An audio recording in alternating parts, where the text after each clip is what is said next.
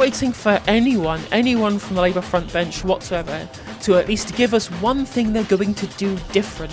I really don't necessarily disagree with the idea of some tax cuts. The issue is that there shouldn't be tax cuts of rich people. They don't need tax cuts. The people who need tax cuts are poor people. If you want less regulation on trade, how about we rejoin the single market? He's defeating his own argument right. So the UK economy is the worst performing in the G7, and we could theoretically be going into recession as of next quarter, which is going to be really fun, which is obviously exactly what I said would happen and is a continuing result of our incredibly poor macroeconomic management by neoliberal parties for the past 44 years. I'm not going to labour the point on that, so to speak, as I have continually done so. Anyway, both Channel 4 and Sky News released a segment about how not only are we doing the worst in the G7, we're doing worse than Russia. So even after all of the sanctions that Russia are under because of the invasion of Ukraine, we're still going to be performing worse than Russia is. And this is on the anniversary of Brexit, which was yesterday that this was released, which I find quite amusing, right? Although apparently, according to Jeremy Hunt, we're going to seize the Brexit opportunities by ensuring that rich people can come here and dodge more tax, and working people are going to have even fewer rights. So I'm super looking forward to that moving forward. Anyway, let's watch this Channel 4 piece. The UK's economic policy isn't quite hitting the mark right now. Are you better at running the pub than you are at the darts? Very much so, very much. Well, to be fair, saying you want economic growth back, gender lang, is a bit of a misnomer, considering that we basically haven't had any in the past, 13 years. So, among top-tier economies, the UK will perform the worst this year, according to the International Monetary Fund. The top reason? I think energy is the big one for us. Staff costs, food costs, drinks costs, the whole smorgasbord of costs are on the rise. The costs are pretty horrendous and start only getting bigger. High energy and food bills aren't just a problem across Mark's 11. And this is why you can show that this is another reason why it will show you that what's happening here is cost push inflation, right?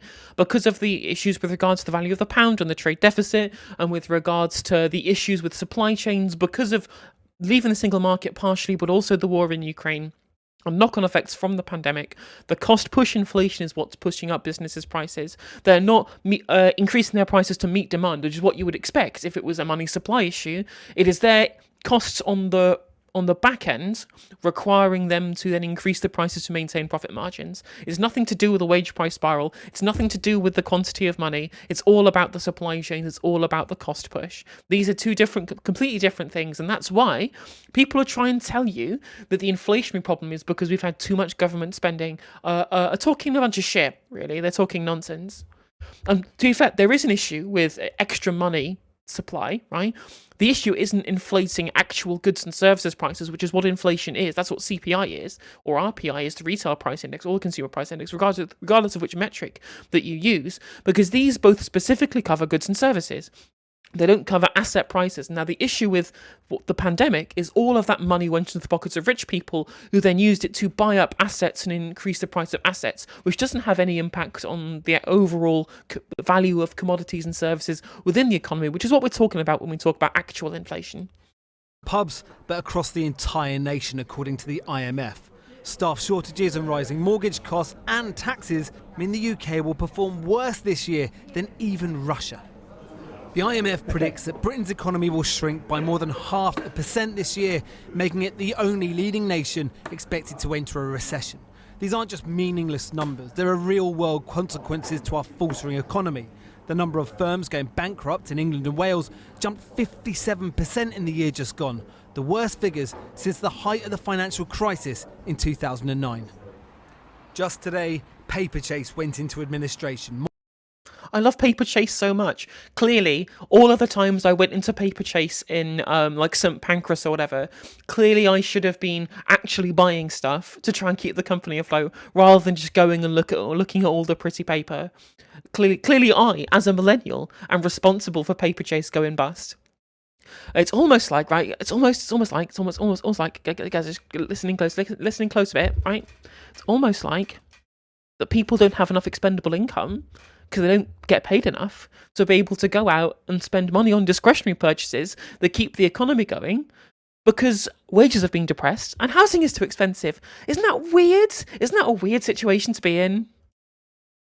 More than 800 jobs likely to be lost. Tesco has bought the brand, but it's unlikely they'll keep any staff. In fact, Tesco said they would shed more than 1,500 of their own team manager posts today. The downgraded IMF predictions are either proof of economic mismanagement or numbers to be taken with a pinch of salt, depending on which side of these green benches an MP sits. Well, it doesn't matter about which side of the green benches that they sit, because both of the parties in the Commons, and at least the two major parties in the Commons at the moment, both share the same ideological economic outlook on what the response should be to this. Neither of them want to literally have Keir Starmer saying he's not going to get the government checkbook out, when the thing that is going to stimulate the economy is going to be government spending. It's going to be quantitative easing, right? It's going to be trying to get the economy moving again when it's completely stagnated. The one thing you're not supposed to do during a recession is stop spending. And we have both parties explicitly promising. Right? We have Keir Starmer saying he won't spend at all, and we have Jeremy Hunt predicting already with his budget that goes all the way into 2027 that there is going to be spending reduction.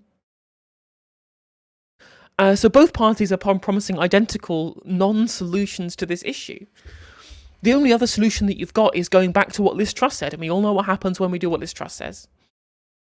Upgraded, Britain downgraded. Growth even worse than sanctions hit Russia. Well, what we've seen is that the IMF's predicted lots of things, and they've turned out not to be true. In fact, over the last couple of years, the UK has grown faster than, say, Germany, Japan, and other countries, in which the IMF had predicted was the other way around. In fact, the IMF's chief economist came out today and said that their previous predictions had been wrong. So, you know, these are predictions. What I'm interested in facts and reality. Some politicians have made the point, look, looking at these numbers, isolated numbers, doesn't do us justice. 2022 was a very good year for the UK economy. This isn't really fair just to look at these numbers. On the whole, the UK is doing all right. They've got a point, haven't they? In terms of how we look over the last couple of years, yes, the UK grew reasonably strongly in 2022, but that's largely because we had such a tough time over the pandemic in 2020 and the first half of 2021 in particular. There is one other UK-specific event. Yeah, I think it is. I think for once I'm actually going to agree with the IFS on this one. I think it is difficult to take any specific economic growth out whilst during or just coming out of the pandemic with a pinch of salt. As a lot of our estimations of GDP were completely thrown off by having half of the economy shut down. For example, when you were looking at the GDP within, I don't know, the restaurant business over that time period of, especially the first couple of years of the pandemic, the GDP calculations are done in such a way that they would have just guessed that they would have had similar GDP based upon the previous years when the economy wasn't shut down. So in fact, the inflation we're seeing now, the high level of inflationary prices, for example, is almost off of the back of the fact that there probably was more inflation than we thought of during the period of economic lockdown, but it wasn't included in the statistics because people weren't trading. Plays into today's numbers. Today is the third anniversary of Brexit, the anniversary of an event that made staff short. Well, that's the thing, MCH, right? And you're absolutely right. They need us more than we need them, to at least a certain extent. In that, not only are the workers the ones who actually create the wealth in the first place through engaging in labour and being productive, but the working class are also the people who actually consume the goods and services. Like, that's why when all of the money went up to the rich people in the country, £700 billion of it, of economic stimulus during the pandemic all went into rich people's pockets. Did they go and spend it on goods and services and keep the economy going? No, they bought assets and made those assets appreciate, such as houses, for example. That's why house prices rose during the pandemic when we expected them not to, because that's where all the additional economic stimulus went, rather than going into the hands of ordinary people to be able to actually consume into the economy. Shortages inevitable, say business groups. For some Brexit-backing Conservative MPs, what's needed now to boost the economy are tax cuts.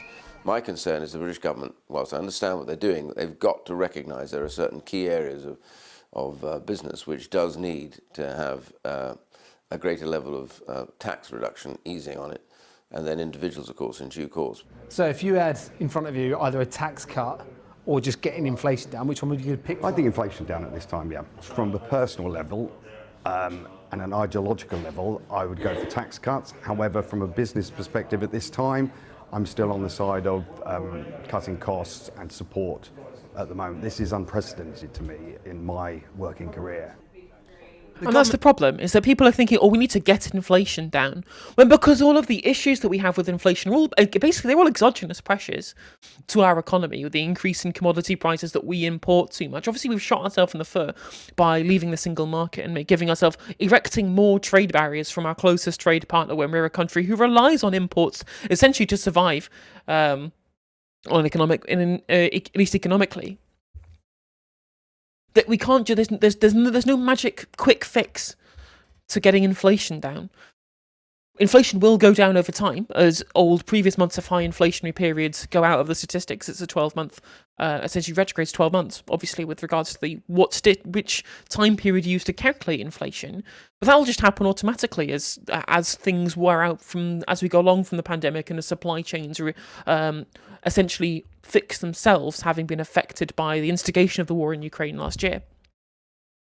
So the idea that we're just going to we can get inflation down by implementing some kind of policy, unless you're actually going to use economic stimulus, which is one of the good things that Liz trusted with the and obviously that was being called for by people like the Liberal Democrats and the Labour Party on the opposition benches, where we were calling for things like an energy price cap that was going to affect both consumers and businesses. This is a piece of government stimulus and government intervention to bring down costs from the production end, to ensure that there wasn't so much cost push inflation that those costs were then pushed onto consumers for corporations and businesses to be able to maintain their profit margins. That's the real issue, right? The government argues making economic predictions is always a bit of a gamble. Nothing's assured. The problem is, the same is true for government policy, and the PM is now fighting a growing chorus for tax cuts from within his own party. Paul McNamara with that report. Well, I'm now joined by economics reporter Neil MacDonald. The thing is, I've said plenty of times, and I think I'll reiterate again on this channel, I really don't necessarily disagree with the idea of some tax cuts. I don't necessarily think that's a bad plan. The issue is that there shouldn't be tax cuts for fucking rich people, because they've got all the money already, plus all the stimulus money. They don't need tax cuts. The people who need tax cuts are poor people, self-employed people, right? People who earn below the median wage. People, even above the median, people who earn below like £40,000 a year or whatever it is. These are the people who need the tax cuts, because they're the people who need to have the additional income to then go and be able to consume. Because they're the people who drive both economic productivity and who also drive economic growth as well through consumption. And we have an issue with consumption because there's not enough demand. So if you want to increase actual demand for consumer items in this country, for things that are actually calculated within RPI and CPI, what you need to do is tax cuts for the poorest people in society. Quite frankly, get rid of national insurance. Pensioners have enough money, right? There's no reason why we have a tax that only affects working people and doesn't affect pensioners, who aren't even big consumers anyway. Although, ironically, pensioners are so wealthy, they are higher consumers right now than Zoomers are. Like, these are the young people who should be driving our economic productivity and our economic demand. Have so little money because of depressed wages. They spend less on non-housing consumption than the retired do. That's how screwed up life is for working people in this country, right? That we need to cut taxes for working people and then do wealth taxes on rich people. We need to equalise the economy, ensure that money is in the hands of people who will consume rather than invest, or at least not invest in assets, right? Because that's what the super rich are doing at the moment. They're just buying appreciating assets like houses, for example, rather than spending it in the economy. That's what we need to do. I don't mind some tax cuts as long as they go to the right people rather than the top 5% the top 2%, I guess, actually was more like what Liz Truss was looking at. And I think there are probably some conservatives that probably agree with me on this. We just need people on the bottom end of the scale to have more money at the end of the day. Whether you're doing that through tax cuts for working people, whether you're doing that through more additional economic stimulus, I'm kind of ambivalent either way. Ideally, both, but I think obviously going to do government spending. I would prefer government spending either through subsidy for certain commodities that have been affected by the supply chain, or if we're going to do it through state investment into boosting supply, whether it be council housing, whether it be green energy, etc., etc.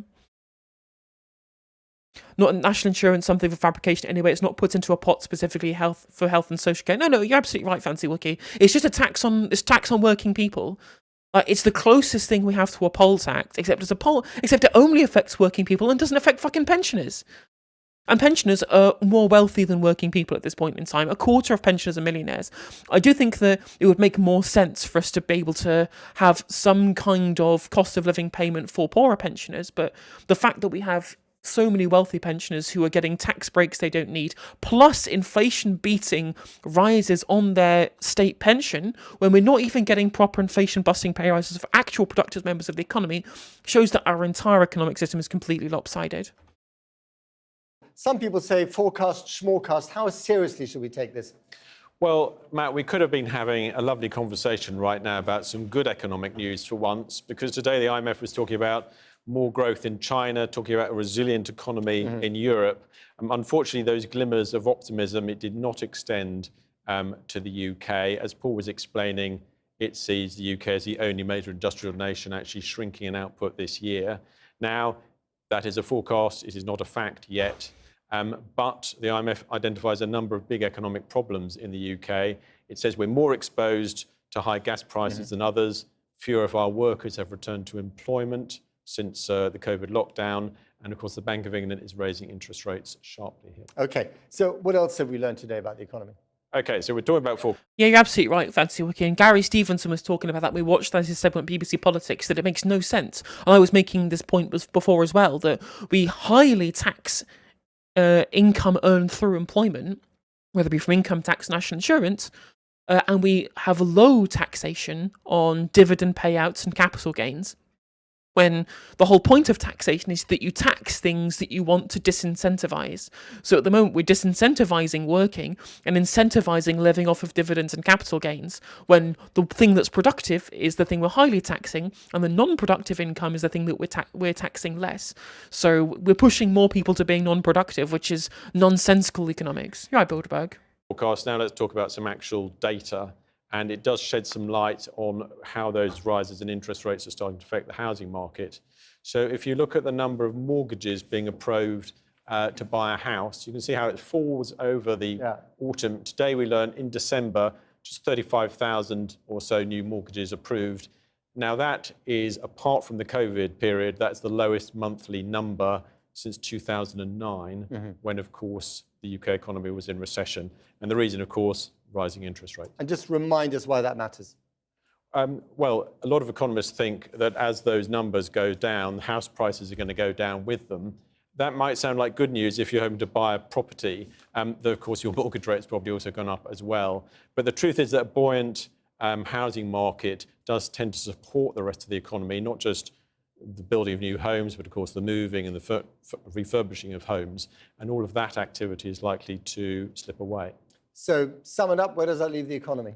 Well, of Yeah, course, maybe bad if you want to buy a house, because you'll have to have a lower deposit if house prices go down. But has anyone thought about what might happen to the poor middle class homeowners who are seeing their equity fall? I mean, really, it's a double-edged sword. we all like to think about how we're doing versus other countries. The truth is that that does shift around. What has not really shifted around now is this dramatic downshift in our economic performance over the last decade. And it's illustrated here by this chart from the Resolution Foundation.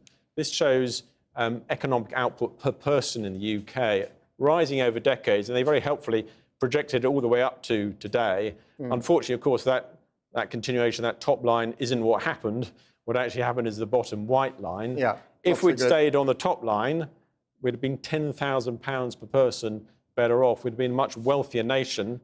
And this is one of the things that's a failure of the economic policy of neoliberalism, especially with the way that they try to deregulate the labour market, they try to disincentivise union membership in the labour market, and the way in which they tried to ensure that people were engaging on work in more precarious terms, stripping more zero-hour contracts, more casualised labour, worse terms and conditions, and that by trying to make the labour market more competitive, it would then drive down wages to increase overall profitability to be able to increase GDP. But the offset of that is then you would disincentivise people from entering the job market altogether. People then fall out because they feel like it is no longer profitable for them to engage in as workers. This is a real double-edged sword that you get when you're following. And this is what I've said previously is a supply side, right-wing supply side economic policy that they have. But, you know, even if you genuinely believe in the stuff from on a utilitarian basis, which I obviously don't because I'm a leftist, but even if you're a right-winger, you'd have to admit that this was always going to be the risk of trying to gain economic growth through this particular method, right? And if you genuinely believe, like I do, that economic growth should be an aim of your economic policy, then you've clearly failed by following an economic orthodoxy that has not really shown to have worked that well in the past either. So, you know, there clearly needs to be a reversal of the neoliberal economic paradigm and a return to the social democratic consensus to try and get people into a position where they feel like their work actually pays. Do you know anybody who earns less than the median wage in this country who feels like their job is worth doing? Like, how many people feel completely alienated from the work that they actually do? Who feels like that they have a vocation that they adhere to rather than a massive kind of stone that they're dragging uphill the whole time? No one does. Like, everyone is disillusioned with the job market at the moment. I don't feel like I have a vocation. I turn up to work because I want to be able to pay the bills. And I think that speaks very similar to the way many people in this country feel in a world in which the actual gains that you get from the labour that you do doesn't really pay dividends. So of course people are going to be much less productive when they don't feel like they actually have a stake in what's happening. That would have helped not just with, for example, better public services or indeed tax cuts, but closing the gap between those two lines remains the great unsolved problem for the British economy. Neil, thank you very much indeed. And I love how you can see, even in Channel 4 News, which is usually a reasonably nuanced platform for this stuff, the one expert that they bring on doesn't talk about the labour market. Doesn't talk about, they say, well, there's this one unsolved problem. Could it be, perhaps, Mr. Economist, that the reason why it's been unsolved is because we've had 44 years of economic orthodoxy that's never been swayed from by either party, regardless of what colour rosette that they wear? Weird that. Isn't that funny? Isn't that strange that we are in this position? Well, the Shadow Chancellor of the Exchequer, Rachel Reeves, joins us now from Central Lobby in the House of Commons. Rachel Reeves, thank you very much for coming on the programme. You heard those numbers there. Neil gave us a wonderful summary. They're pretty dismal, aren't they? But we spoke to Jacob Rees-Mogg. We'll run that interview after we've spoken to you. And he said, you know, the IMF gets this stuff wrong all the time. And by the way, Brexit has been a marvellous success. Your response? I find it so frustrating when there's so many opportunities here in Britain for the economy to grow and thrive and create good jobs paying decent wages in all parts of the country. And yet we're not seizing those opportunities. And in fact, the forecasts today show that we're likely to fall further behind our neighbours and our competitors around the world. And these missed opportunities means missed incomes, means less money for our public services. And what we saw today from the IMF was... I'm waiting for anyone from the Labour front bench whatsoever, to at least give us one thing they're going to do different, other than tax non-doms and tax private schools. Those are the only two policies that we hear on on a kind of macroeconomic scale. They've not said anything they're going to do to try and drive economic growth in this country, other than just say, well, the Tories are bad. If we do the same kind of economic policies but wear a red rosette, magically they'll somehow work out because we're the good team. We're the red team. Of course, the red team will do the good things. As the world upgraded and Britain downgraded, we've got to get out of this vicious spiral of low pay, low productivity. And again, she'll make nonsense terms, like buzzwords. Everywhere else has gone up, we've gone down. They've been upgraded, we've been degraded. How have we been degraded? What specific macroeconomic decisions have been made that have caused this? Actually call out the ideological failure rather than just saying, well, actually, the blue team did bad things and we will do good things. You can't get away with this forever. You will eventually have to tell people what you plan to do to solve things rather than just continually moan about the fact that the other party are doing bad things. And low economic growth. And that's what I would be determined to do as Chancellor of the Exchequer. But the question is how you get out of that spiral if you get elected, because the Tory party, after 13 years in power, would have been a lot more. Yeah, exactly, Fancy Wookie. We've got to get out this cycle of low pay. And this is the front bench party that won't even refuse to commit to giving people properly good pay rises in the public sector, especially when public sector pay rises in the last year or whatever it is are falling way behind the private sector. This is the different to basically everywhere in the fucking world, quite frankly. Usually the public sector is supposed to be the area of the country in which people do get good pay rises, people do see their living standards increase because the state has more incentive to be able to keep these people on side than somewhere in the private sector where they are entirely reliant on a competitive labour market. It's completely nonsensical. And the only possible reason that you could have as a state to ensure that your public sector workers aren't paid enough is if you're deliberately trying to ensure that these people get leached off by the private sector by making sure the private sector is a more competitive place for wage growth than the public sector, and by doing so, enforcing privatisation or enforcing contracts by saying that, well, hang on, if we can't afford to pay nurses enough directly from the public sector, if we take out a private contract with a private healthcare provider who's already willing to pay nurses more, then we can deliberately move things from the public sector to the private sector. That's the only reason that you do that. Then has made the bed that you have to lie in, and there are certain constrictions there that you can't get around, are there? I totally accept the argument that the inheritance of an incoming Labour government is going to be a tough one because this government has crushed the economy, public services are on their knees and people are facing a cost of living crisis. But Labour's plans, our Green Prosperity Plan, to take advantage of new industries and new jobs like carbon capture and storage, green hydrogen. If I hear carbon capture one more time, I'm going to lose my tiny fucking mind. Carbon capture is nonsense. It's dumb technology that usually, especially in our gas-reliant infrastructure, is going to produce more carbon than it actually captures. It's a fantasy. It's a dream world. It is the Elon Musk style tech bro whitewashing of the anti-climate change movement.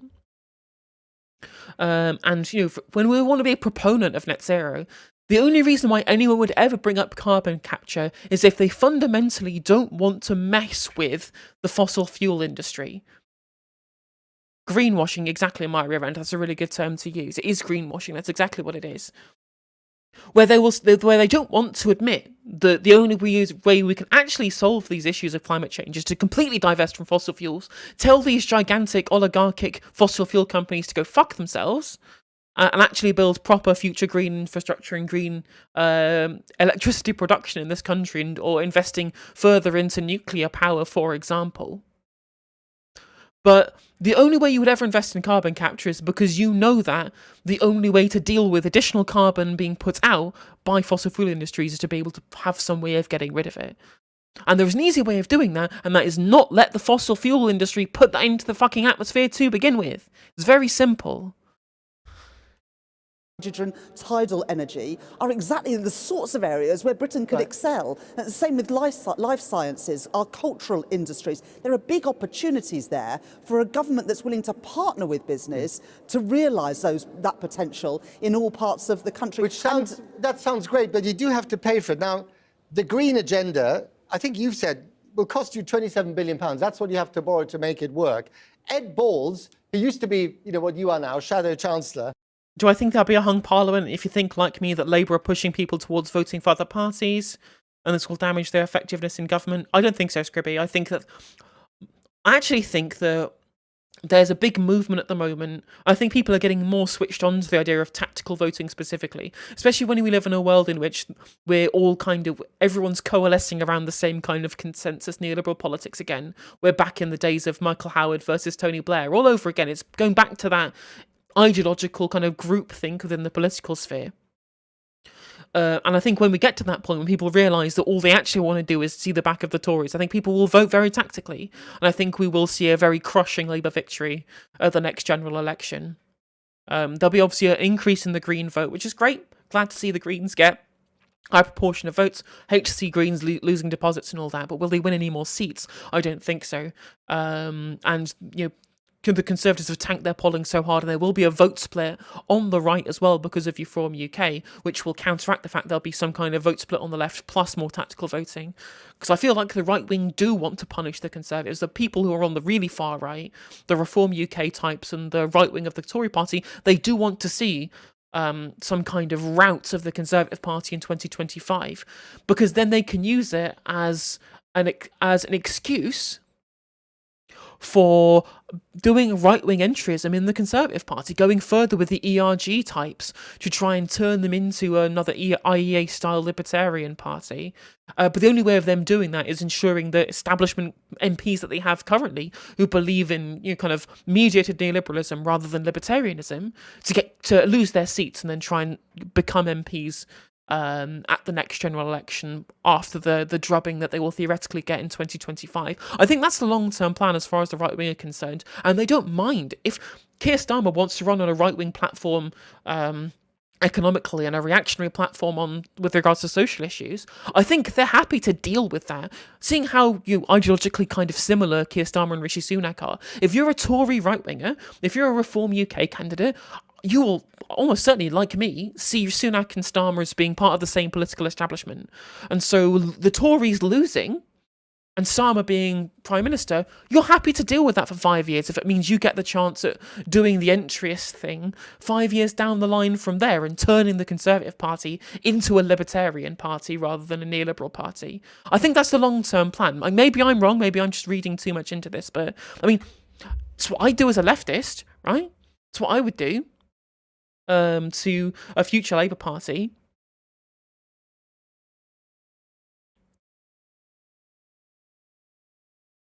That's the thing is that I'm the dude, is that Labour will get a huge win because they are successfully appealing to the middle-class, home-owning, style, aspirational part of the country who would traditionally vote Conservative, plus a bunch of liberal types who just want to see the Tories go away.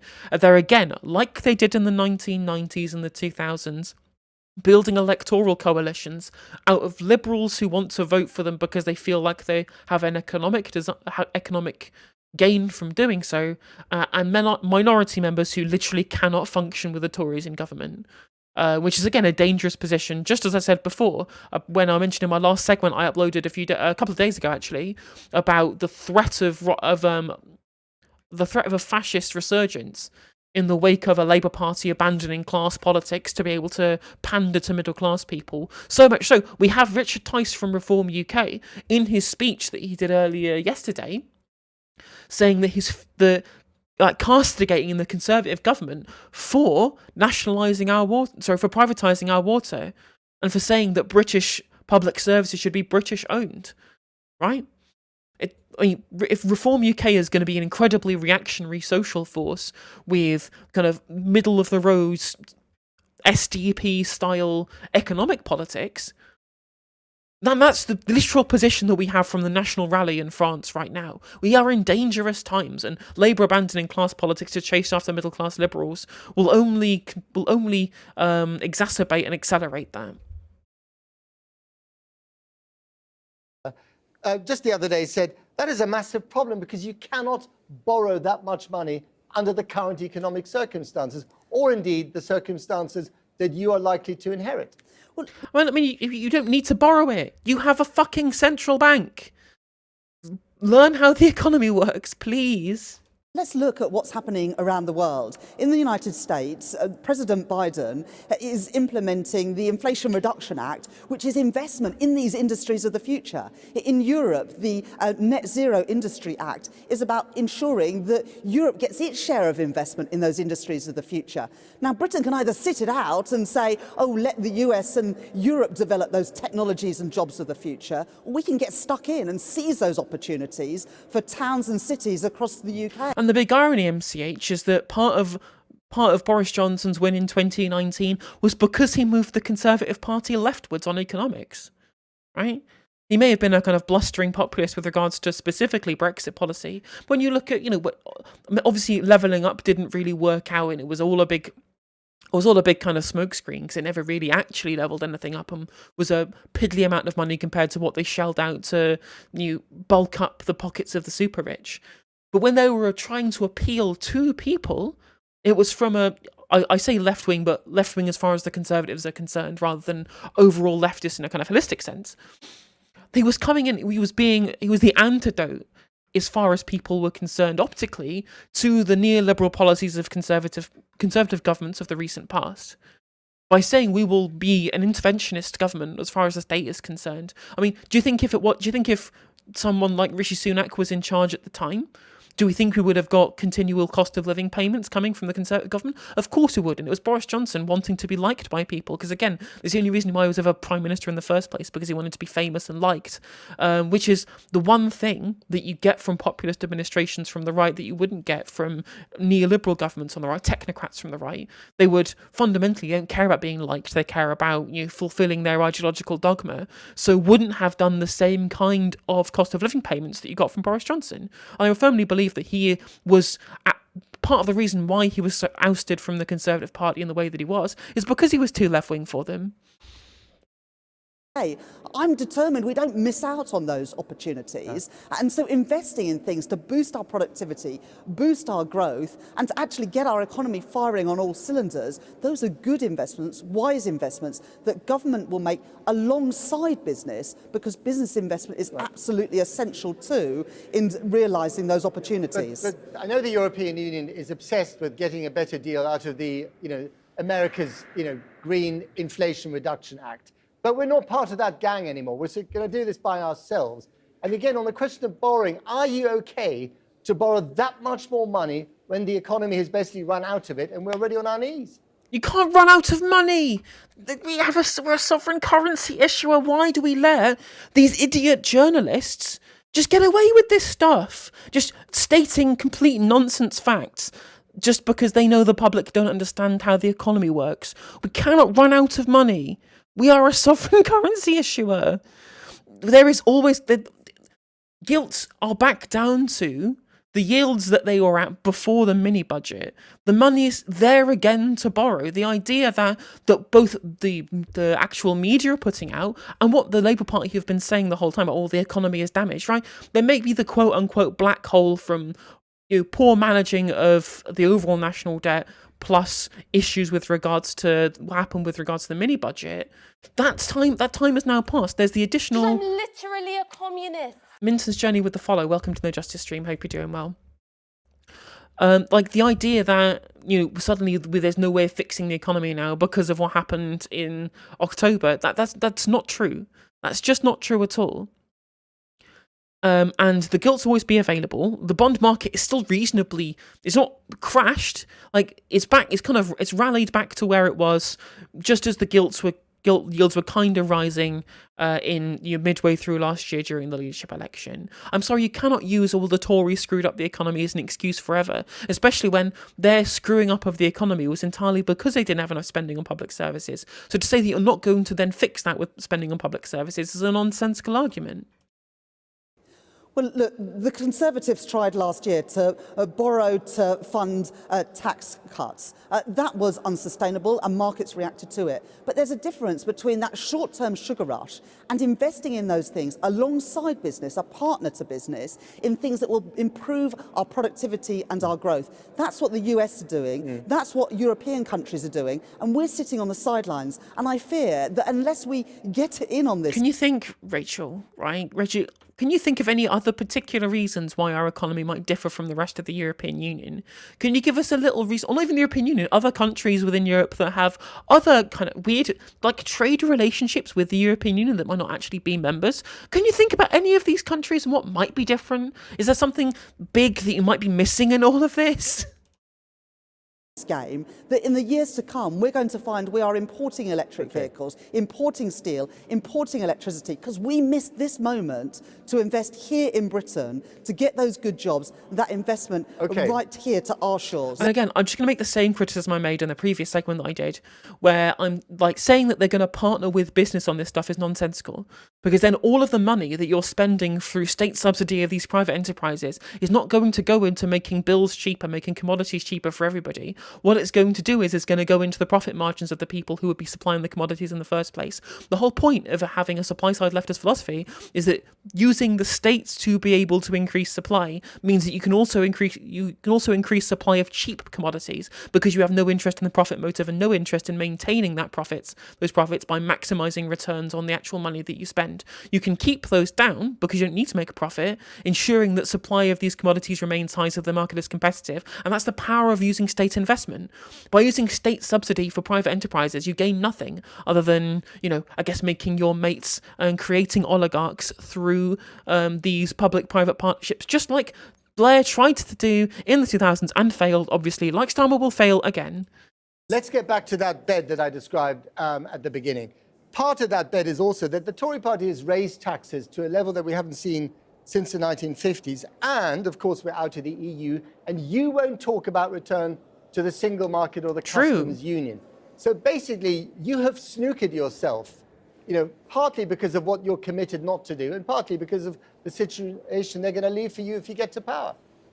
Well, let me face into both of those questions. First of all, on tax, you're right that we have the highest tax burden in Britain since the Second World War. And you can't raise them anymore. Well, and those higher taxes are all gone on working people. Now, we've just had a vote in the House of Commons this evening to get the government to look at getting rid of the non-dom tax loophole, because I say, if you make Britain your home, you should pay your taxes here. And under Labour, you will. And that's not going to make you the money you need. That's £4 billion pounds if you're lucky. Well, and that money we will use to have one of the biggest ever expansions of the NHS workforce, nearly doubling the number of places at medical school, increasing the number of midwives and district nurses. Those are the priorities of an incoming Labour government compared to... And you can see how, because of the economic groupthink that refuses to get challenged around what happens when you increase the money supply, for example, where every single discussion of state intervention in the economy has to be under, it's like a household budget, so if you spend more you have to tax more, for example.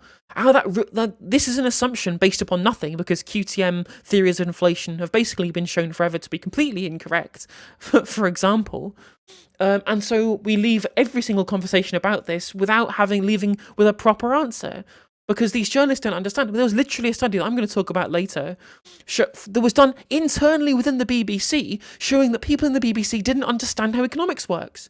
And one of their kind of blanket received wisdom's understandings of economics was the fact that they all believe that debt was bad in and of itself. So we always had a pro-austerity narrative coming from the BBC, and that's from their own internal analysis, which, to be fair, at least they'll do because they're the BBC. But we won't get it from any of these other news outlets because they don't have the same guidelines around impartiality that the BBC does.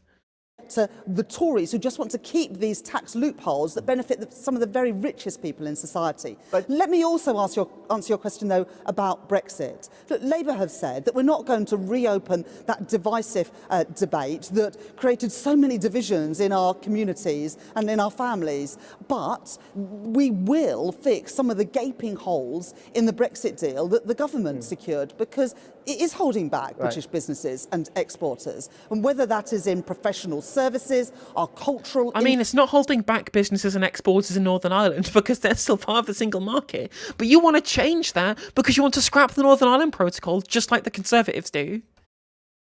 Industries, in our farming industry, or in chemicals, there is much more that government could do to get a deal that actually works for the British economy. But that's really tricky, isn't it? Because that might involve sector-by-sector negotiations, which would be long-winded and very fractious. Finally, and very briefly, Well, let if me I just may. say, there's a review anyway into the Trade and Cooperation Act in 2025, and we would use that opportunity to close some of those holes to get a better deal for British consumers and British businesses. Okay, we've got to leave it there. Rachel Reeves, thank you very much indeed.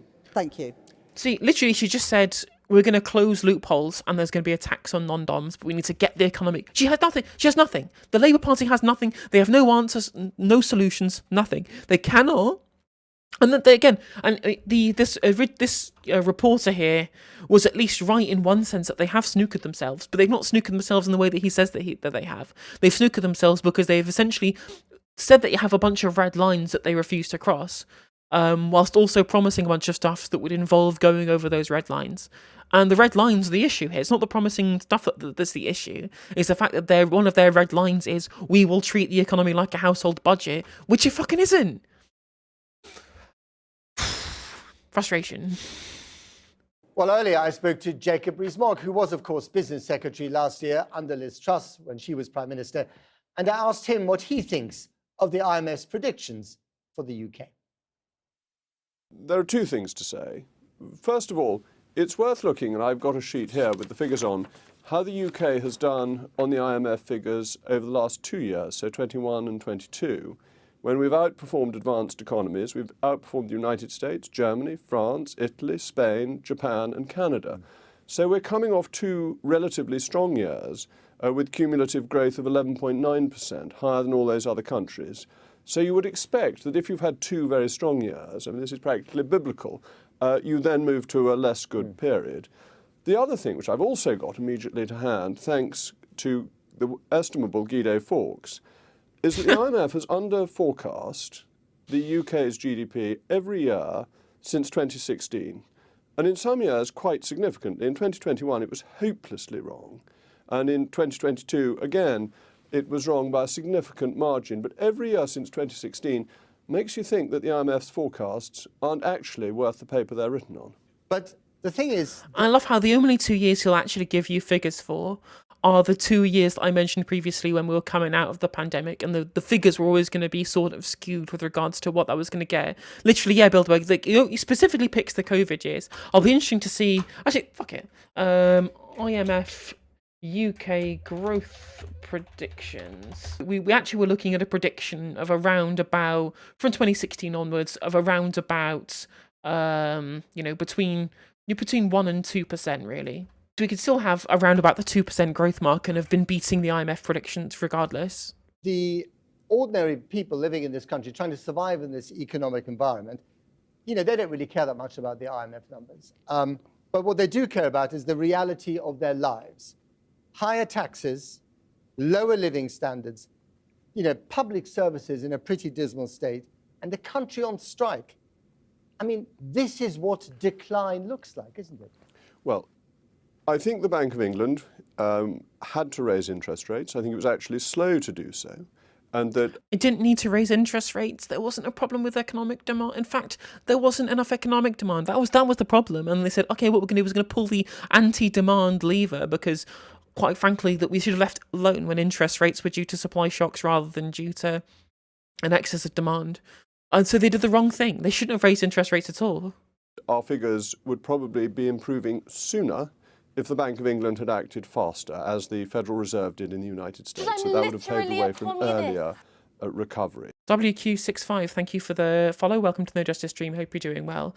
The difference is, though, is that there was an issue with regards to with excess demand in the United States. They did have a hot economy. They did have wages, especially in the bottom quartile, that were outpacing inflation. They did have an excess of demand where purchase of high ticket items was increasing as they came out of the pandemic, right? They actually did have economic growth and they did have a demand driven, at least to somewhat level of inflation. That's why the central bank and the Federal Reserve in America was correct to raise interest rates, but they weren't, and they weren't affected by the supply chain shocks in the Ukraine war as much as we were, because America have a lot of their own oil too. So actually the inflation issue in the United States did require tempering somewhat with regards to action from the Federal Reserve, but that's not the same here in the UK because the reasons for our inflationary pressures are different. That's the key issue. I accept your point on taxation. I think the state has got too big in the United Kingdom. We are spending too much, and because we are spending too much, we are taxing too much. I am concerned also about public services. I've been making the case for at least the last year for people to get back to work, because we've seen a 7.5% decline in productivity in public services, and that coincides with people working from home. And I think we need people. Yeah. Look up the word coincidence, Jacob. It's interesting because, as we mentioned before, when you look at studies from loads of different resources. Let me just Google again. Just so that everyone watching this stream back who's not seen my previous streams about this issue. Studies on productivity, working from home. Remote work experiment up productivity 13% from So working from home seems to increase productivity. This is a study from 2023. Like, all of the studies will show you, just a cursory Google search shows you a page full of results showing you that working from home increases productivity rather than decreasing it. So again, he is saying that essentially that it's self-evident. He's not even producing any statistics showing whether it's the case or not. He's not showing any statistics that it reduces productivity because there aren't any. So he can't bring them up because he literally doesn't have any to be able to bring up in the first place because they don't fucking exist. So there has no solution, again, because fundamentally is from a neoliberal ideology that doesn't work. I'm losing my mind. Really, I'm losing my mind here. The issue why we have productivity loss in the public sector is because people don't get paid enough to want to come in and do treat it as a vocation. You're too busy suppressing people's wages, so they don't even feel like they want to be productive at work. If you want them to be productive, pay them enough so they feel the need to be productive. It's not rocket science. People back in the office, doing their jobs, delivering public services. I think that's really important. Let's talk about Brexit then. It's the 3rd anniversary today. How's it going so far? Oh, I think Brexit's going extremely well. We've got control of our country back. Our democracy now determines how we're governed. And we've saved the small matter of £191 billion by not being part of the EU's plans to recover from COVID, which €2 trillion, and our share would have been about £191 billion. So you said all along, and your friends who wanted this to happen, that red tape would disappear. There would be... So actually, thank you for the link, Bilderberg. Yeah, I mean, this illustrates what I'm trying to say pretty well. Actually, if you look at the actual growth that we had in 2020, or it's Q3 actually, 2020, where we had the 16.6% growth, because in the quarter previously we had minus 21%. So we said overall our net growth was still negative over the course of this period. And even when you include this 6.5 growth from 2021 Q1, that still only gets us to cumulative growth of about 1% over the course of that period. This is nonsensical. He doesn't even know what he's talking about. Though we look at 2016, we were on... Actually, when you look at 2016, we were on less than 1% growth of the entire period. So actually, he's just lying straight up. Look at this. This is 2016. All of these quarters across the 20... Actually, we've got to go quarter on quarter. These are all different quarters rather than overall growth. So that... So rather we need to do a year rather than... Will it let me select year rather than quarter? No, apparently I can only do it quarter by quarter. Table, chart, last 5 years? It won't let me select doing year by year. I can only do it by quarter. So actually, if you look at 2016 to 2017, so 2016 Q1 to 2017 Q1, we have the 0.6, 0.4, 0.6, 0.4, so that's 2%. So basically exactly what the IMF said. This is no different. Festival of deregulation. So what's gone wrong there? There are nearly 8,000 regulations that have come into the EU since we left that we haven't had to adopt. That's 8,000 fewer regulations. If you're trying to sell stuff to the... Yeah, I mean, yeah, we're literally, and that's why you're saying, okay, so we're doing worse than the rest of the G7 EU countries on growth coming, and you're saying that, well, they've got the regulations and we haven't. Well, surely that's an argument in favour of the regulations if our growth is lower than theirs is. The EU or buy stuff, you are tied up in red tape as a business, and you know full well yourself This is causing a nightmare for people and causing some of them to stop doing business altogether. Well, yes. And they won't even say what this mythical red tape even is. They can't even tell you what it is. That's the issue with how overregulated, quote unquote, the economy is. When, by his own admission, by asking this in specifically with regards to the comparison between the UK and the European Union, we can already see that the countries with more regulations are doing better than we are. You're absolutely right. I cannot deny, I wouldn't try to deny, that in terms of export to the EU, there has been an increase in red tape. That is a decision for the EU. But we are able to open up trade deals with other countries. I mean, I guess if we can talk about red tape, as he mentioned, in regards to the European Union, then the issue is leaving the single market. So even someone who supports Brexit is saying, well, they've got more red tape, they've got more regulations in the European Union, and they're doing better than we are. And over here, we're not part of the single market and still doing worse, which is why we have a bunch of regulations on trade. I'm like, well, okay, if you want less regulation on trade, how about we rejoin the single market? He's defeating his own argument right in front of us. Which we've been doing, which reduces red tape globally. So it's looking at it as rebalancing the UK as a global economy rather than a narrow European economy. But you're quite right. Europe doesn't want to trade. It's a protectionist, not a free trade area. That's one of the reasons we needed to leave, because that was holding back our economic growth. And more free trade will be good for us, but it opens up our opportunities to the rest of the world. It's true. Why would you want to trade with our closest neighbour whom delivers us a bunch of the commodities that we actually need, when we could do far more trade bringing over lambs from New Zealand, literally on the other side of the fucking planet? World. Jacob Rees-Mogg, thanks very much. My pleasure. Thank you. Or we could be getting more oil from Angola. See, there you go. Brexit solved. Just get the oil from Angola and we'll trade more with Africa. That sounds like an excellent plan. This is the problem with TV news journalism. It goes so often like, ask question, get dishonest reply, just go on to next question. Pointless, 100%. They don't call them out. And as I mentioned before, a bunch of the underwritten assumptions on the conversations that were being had were just fundamentally incorrect. Like this idea that when he mentioned to Rachel Reeves, like the country had somehow run out of money, when that's just not a thing that can happen for a sovereign currency issuer. And yeah, there's literally no pushback. I mean, there's slight pushback from the interview at the end there, but the vast majority of the time he got to be able to say a bunch of nonsense without any kind of way of getting challenged. And Rachel Reeves wasn't challenged that much either, apart from that one comment about her snookering herself, because they were both labouring under the assumption that our government works like a household budget, which it doesn't. Losing my mind.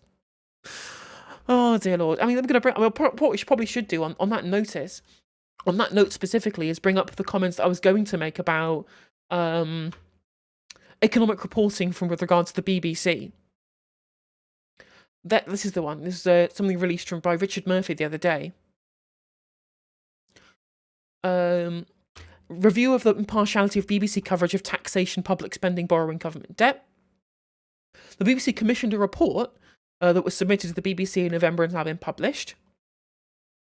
Seems to have a good record on the issue, and the report is well worth reading. It's a genuine attempt to address its faults in the reporting of issues noted in its title. The overall findings that there was a weakness in reporting, but the resulting biases were to the left and right. Although I have to say I do not think the report supports that claim. Most of the weaknesses appeared to me to suggest underreporting of the concerns of those who might be on the left. The reasons for this, if the report is read carefully, are economics reporters are not economically confident. Those reporters are too willing to have what they report dictated by political parties and most especially other media. Those biases are not questioned often enough, and nor are the assumptions that suggest that the issues reported are real matters of concern. There are too few voices on the BBC, especially those inclined to offer alternative opinion, which by implication means that the neoliberal hegemony is reinforced. Inappropriate emphasis might be given to those numbers that appeal to those who seek to set the news agenda rather than those who are impacted by it. Which is all correct, right? One of the things that was noted in the report, again, commissioned by the BBC, because at least they have rules on impartiality that you do not get elsewhere. Groupthink specifically, Jim Speak, that's exactly, you're absolutely correct. One of the big things that was shown by this internal report was the fact that government debt was always being framed to be bad, because these people didn't really understand what they were talking about with economics, so didn't understand a basic part of basic business, really, which is that you need to speculate to accumulate, that you can get further growth and further returns and further dividends from investing and borrowing now to be able to do that. Like, how do you think most businesses are started off? On the back of loans, right? Basic, management business 101, for example. And because there was this kind of inbuilt assumption that debt or increasing the deficit or increasing the money supply, for example, is de facto bad, that does uphold ideological neoliberal hegemony. Right? And Richard Murphy is correct in the way that he is describing this. And we saw it in that report just there, even on Channel 4. Now, what I'm going to say, I need to preface all of this by saying that this is not a problem with the BBC. It's not a problem with the BBC. In fact, the BBC is the one institution that would be the first, as I mentioned before, because it has rules on impartiality as a public broadcaster, it will be the only outlet in the country that would actually properly review its practices and review this kind of stuff so that we would be able to get this information in the first place. There's loads of people who will tell you that what we actually need to do is defund the BBC. By getting rid of the BBC, there'll be more chance of there being more impartial reporting, and that's not true, right? This is not an issue with the BBC specifically, so before people in the comments start telling me that I'm just a hack crank who wants to get rid of their only state broadcaster, that's not what I'm advocating at all. What this is a problem with is the journalist class in the UK specifically, because they all believe this, right? We saw it on Channel 4, we saw it on the BBC, we'll obviously see it from places like The Times, and we'll see it from The Telegraph and the Daily Mail, and we'll see it from, even from places like The Guardian. This neoliberal groupthink still infects the public discourse and the received wisdom and groupthink that comes in the journalism class, because they all know each other, they hop from institution to institution, right? They all kind of do the carousel on the vaguely liberal outlets and the vaguely right-wing outlets. They all just continue hopping from place to place. And because they all went to the same schools, they all went to the same universities, they all go to the same parties, they fuck all the same people, they all are part of a group of ideologically very similar people who've all been given very similar educations around this kind of stuff that reinforces this groupthink. Right? And that is the issue. It doesn't matter which institution they end up working for. Obviously, there'll be editorial lines that will push them a bit right or a bit left. But this is why, even within the supposedly progressive Guardian, you will still get discussions of economics that underlie these same neoliberal assumptions about how we look at an overall country's economy. So, what you need is a new crop of journalists. We need the whole system gutted from the inside. It doesn't matter whether you work for the BBC or whether you work for Sky News or Channel 4 or whatever, the main thing you'll still want is access. All of these politicians all went to the same schools and are all part of the same institutions and go to the same parties. As I was mentioning in my journalistic carousel video I put out about Sebastian Payne and Allegra Stratton beforehand, they care more about access than they do about not factual reporting, but than they care about challenging power, for example.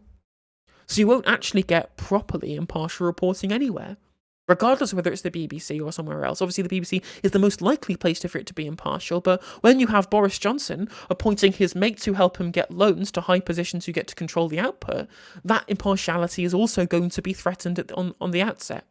But even so, that same partiality would still come through from a private institution, because they're going to be pressed on an editorial line by people whose interests rely in ensuring their profit margins and ensuring the continuation of macroeconomic policy that supports their class of people. So BBC is better in that regard, but unless we fix our problems with the journalist class in this country and in the UK specifically, and the kind of culture and groupthink ideology that surrounds it, it will stay the same forever and ever and ever.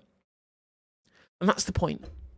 Even James O'Brien uses the excuse of saying he hasn't listened to Nick Ferrari's show rather than criticise him directly. It's funny that, and people will always say, oh, well, James O'Brien is the one kind of lefty voice, but on economics, how left-wing is James O'Brien? Not very. He was always criticising the stuff when it came to progressive economic policy from Jeremy Corbyn, wasn't he? Like, how different is Nick Ferrari and James O'Brien in that regard? Just because James O'Brien opposes the Conservative Party on the grounds of them being the blue team, when he's advocating for a replacement for them, what does he advocate for other than somebody from the red team or someone from the yellow team? That's it.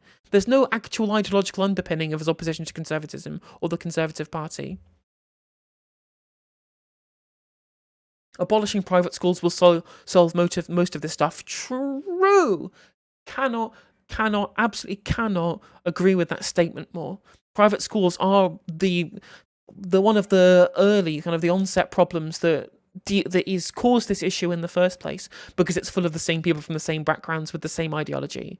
That's a really big problem, especially when the private schools in this country they're institutions. They're not just businesses. They are long-ranging and historic institutions full of people who come from familial dynasties almost at this point, which sounds ridiculous, but this country is basically a parody of itself at this point. So, we literally have a newspaper owned by the 4th Viscount Rothermere, which makes us sound like a Renaissance festival rather than an actual new sovereign country in the year of our Lord 2023. And forcing people to mix with people from outside their socioeconomic bubble by abolishing private schools is an excellent way to fixing that as a first port of call, really. That's very, very true. And making, so again, this socioeconomic enclave of upper middle class people, as Bilderberg points out in chat, this enclave that gets formed because of the private school system and the public school institutions that make up a large part of our independent schools in this country, means that ideological groupthink is never going to get broken. And that's the point. And that's where it all comes from. So yeah. I was very frustrated by the entirety of the reporting on that, but well worth pointing out the challenging the journalistic groupthink is where a lot of this is going to come from.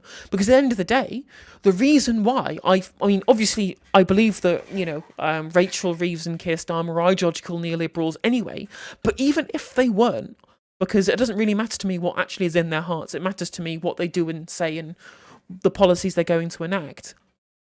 If they were ideological third wayers or social democrats, for example, who cared more about getting elected than they care about wanting to implement their ideology, they would still say the things they are saying now and would be implementing the neoliberal policy that they say they want to implement.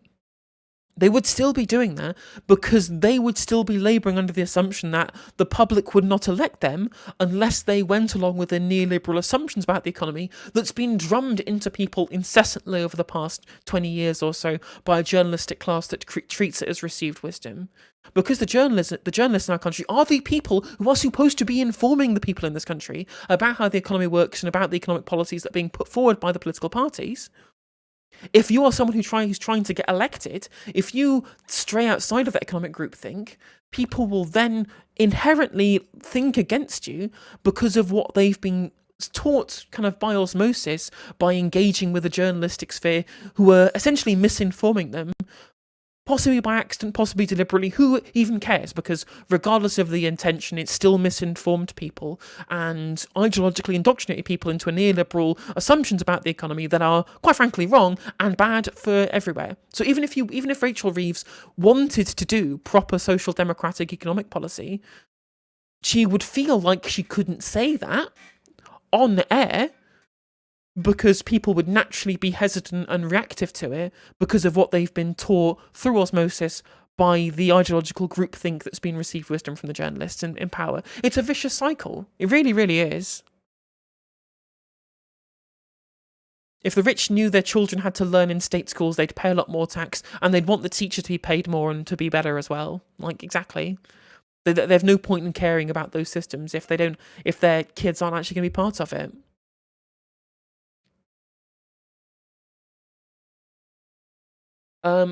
This happens a lot. So much of what we think about is just because of the ideological, essentially the fact that we're supposed to be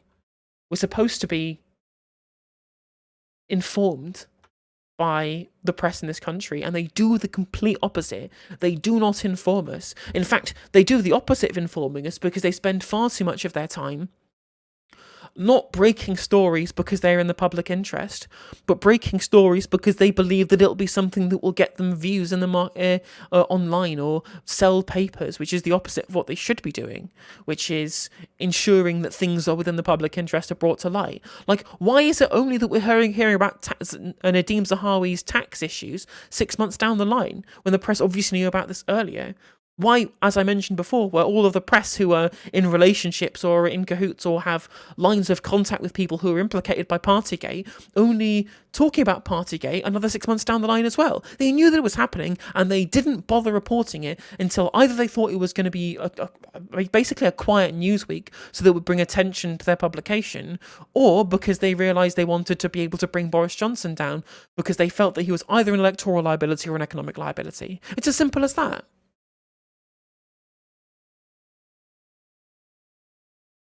Private schools should have to pay the state when they take teachers trained at the expense of the taxpayer. True. And social ghettoisation is the worst thing for fostering a class-based atomization of society. Also 100% true. You're both 100% correct. And this is, this is a systemic problem that's not going to be solved on an individual basis. It's going to involve reform, sweeping reform, and not taxing private schools is not enough. You need to abolish them completely. They need to go. Simple as that.